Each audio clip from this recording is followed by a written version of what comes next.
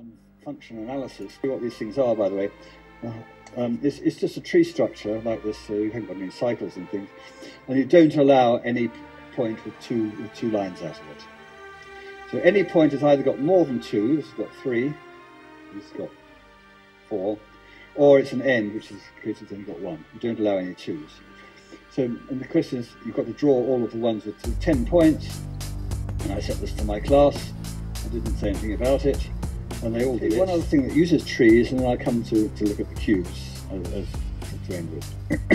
And this is actually a practical problem. Supposing you've got a structure, a framework structure, and it's made of rods. So these are all rods with gaps in the middle, and they've all got pin joints, so you can slew them around.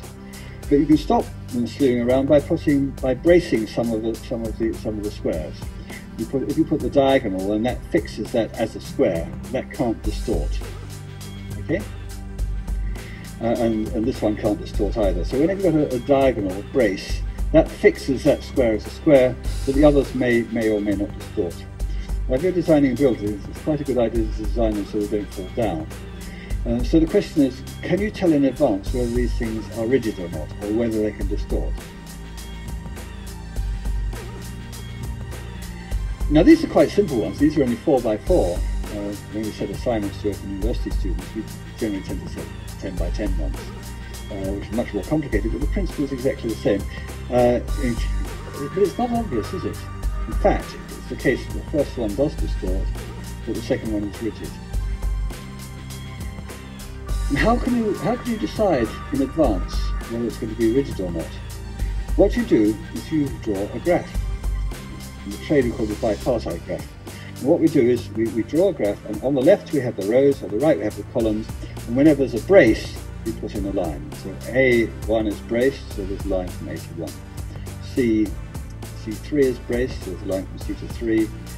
Here, B2 is braced, so there's a line from B to 2 and so on. So you've got this. And it turns out to be the case that if the graph is all connected up like this, then it's rigid. And in fact, if it's a tree structure, if there's no cycles, then it turned out to be a minimal one. You can't remove any braces and still have it rigid.